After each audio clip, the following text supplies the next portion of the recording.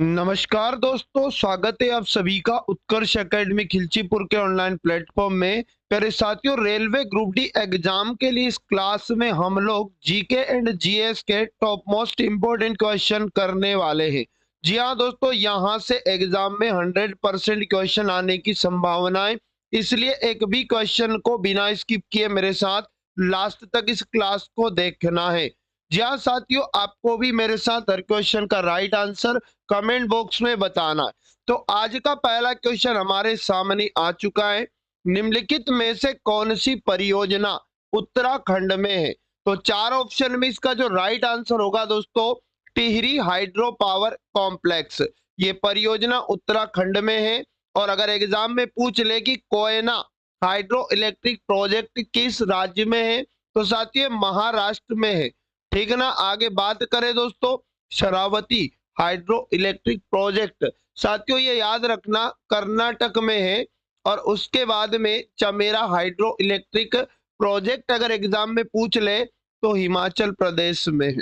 चलिए बात करते हैं अगले क्वेश्चन की। अंतरराष्ट्रीय फिल्म पुरस्कार पाने वाली पहली भारतीय अभिनेत्री निम्नलिखित में से कौन थी? तो इसका जो राइट आंसर होगा सुचित्रा सेन। जी हाँ साथियों, सुचित्रा सेन अंतरराष्ट्रीय फिल्म पुरस्कार पाने वाली पहली भारतीय अभिनेत्री थी।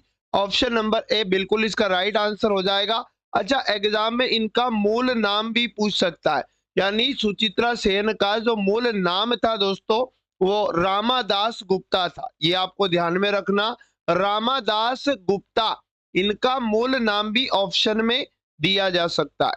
अगला प्रश्न है, केरल को तमिलनाडु से जोड़ने वाला महत्वपूर्ण दर्रा है।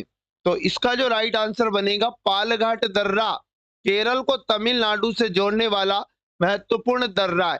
जी हाँ साथियों, बोरघाट दर्रा भी एग्जाम में पूछा गया, तो याद रखना दोस्तों ये मुंबई को पुणे से जोड़ने वाला महत्वपूर्ण दर्रा है। और थालघाट दर्रा अगर एग्जाम में पूछ ले तो साथियों ये याद रखना मुंबई को नासिक से जोड़ने वाला महत्वपूर्ण दर्रा है। अगला क्वेश्चन है, अलीगढ़ आंदोलन का आरंभ किस वर्ष में हुआ? तो इसका जो राइट आंसर बनेगा 1875 में अलीगढ़ आंदोलन का शुभारंभ हुआ था। और साथियों इसकी जो शुरुआत की थी सर सैयद अहमद खान के द्वारा की गई थी। ये भी आपको ध्यान में रखना, अलीगढ़ आंदोलन का शुरुआत किसके द्वारा किया गया? सर सैयद अहमद खान। जी हाँ साथियों, एग्जाम के अंदर डेफिनेटली पूछा जा सकता है।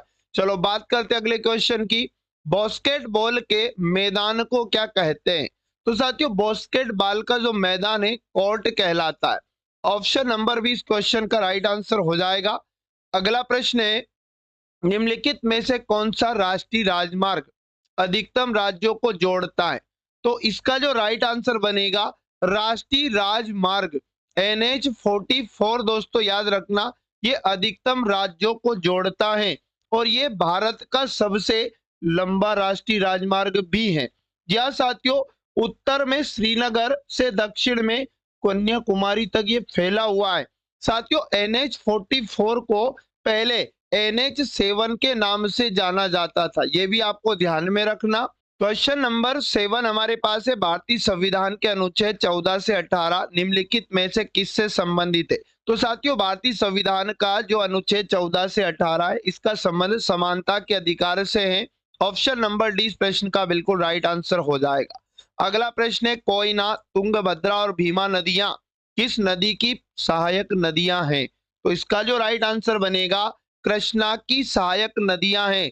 जहां साथियों कोयना, तुंगभद्रा और भीमा ये तीनों ही कृष्णा की सहायक नदियां हैं। ऑप्शन नंबर बी क्वेश्चन का राइट आंसर हो जाएगा।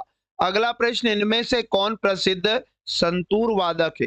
तो प्यारे साथियों संतूर वादक याद रखना, प्रसिद्ध संतूर वादक पूछा गया, शिव कुमार शर्मा का संबंध संतूर वादक से।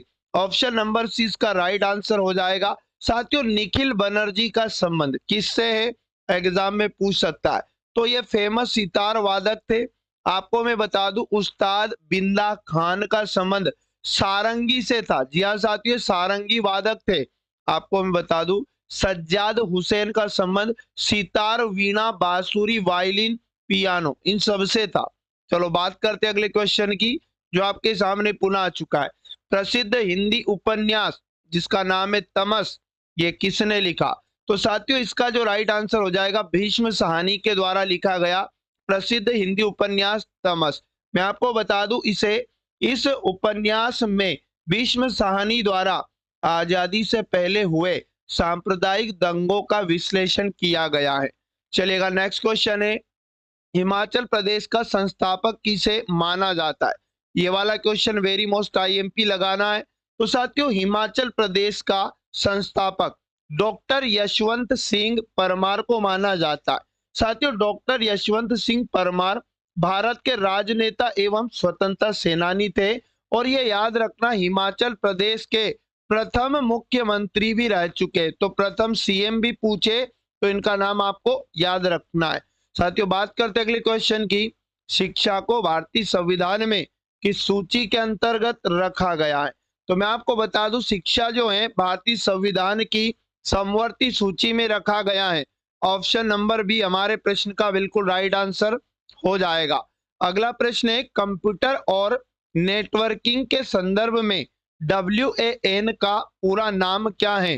तो साथियों WAN का जो फुल फॉर्म होता है वाइड एरिया नेटवर्क होता है।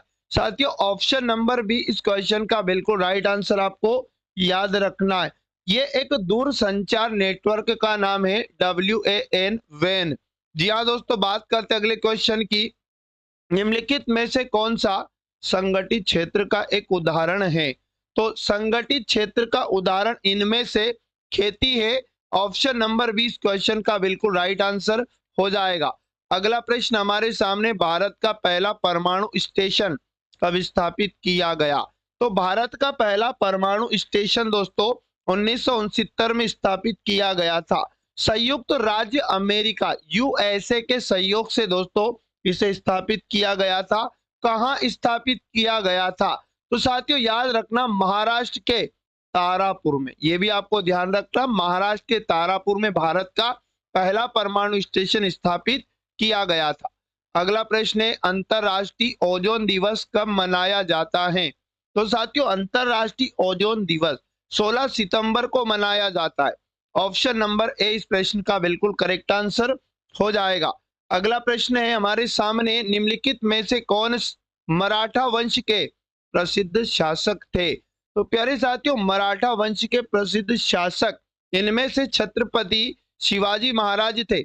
ऑप्शन नंबर सी इसका भी बिल्कुल राइट आंसर हो जाएगा। अगला प्रश्न है, निम्नलिखित में से नदियों का कौन सा समूह प्रायद्वीपीय नदी के उत्तर से दक्षिण तक सही क्रम में रखा गया है?